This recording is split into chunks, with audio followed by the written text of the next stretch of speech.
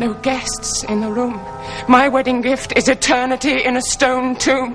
My dowry forever not to be. Death, my bridegroom. But your action is famous. In every street mouths whisper Antigone. You go down to the dead with the promise of glory ringing in your head, and nothing to devalue your beauty. No sword has scarred you, plague visited. Unmarked, untouched, you pass from the dangerous light into the safety of eternal night. Alive, alone, and free.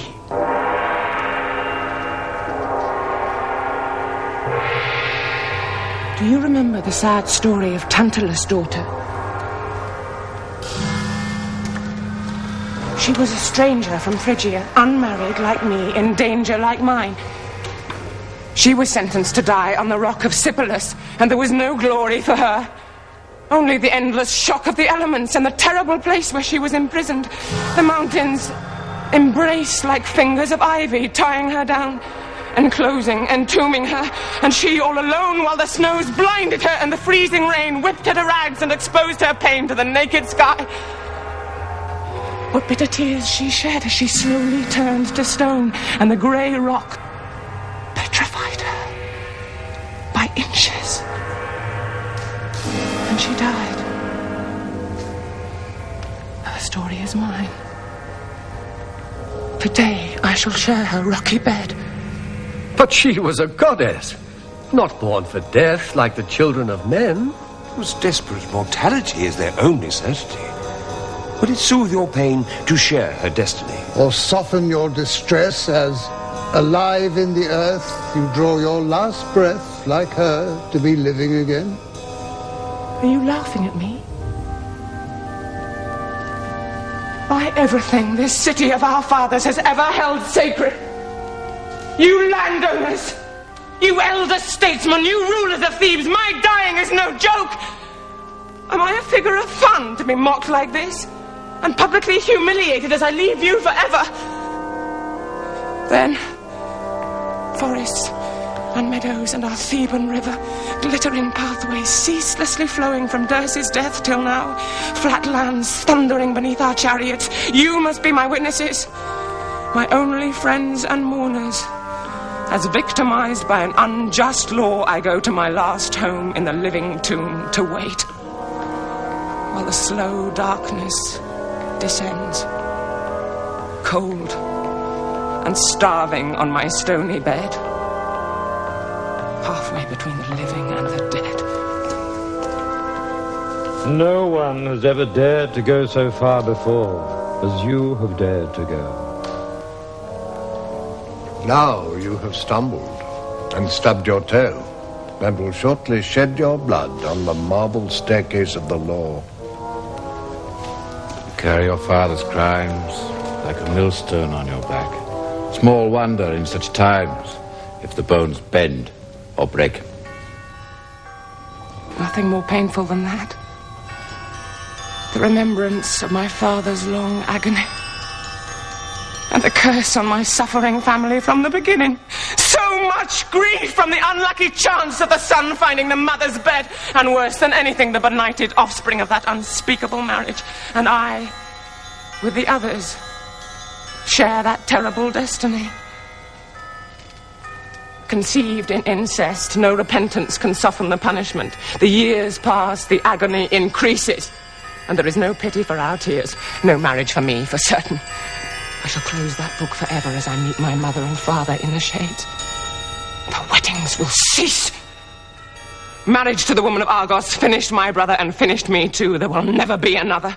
To pay respect to the dead is praiseworthy, an act of love, and religion must have its due. But no civilized state can eschew authority. Laws must be obeyed, whether you approve or disapprove. You refuse to sanction the power of the state. You invite disaster and connive at your own fate. Spare me your sympathy. Weep no false tears. I know the path that I must follow, to the sunless country of eternal sorrow, the bleak waters of eternity, the unimaginable years. No grief where none is felt. I shall go alone and in silence to my house of stone.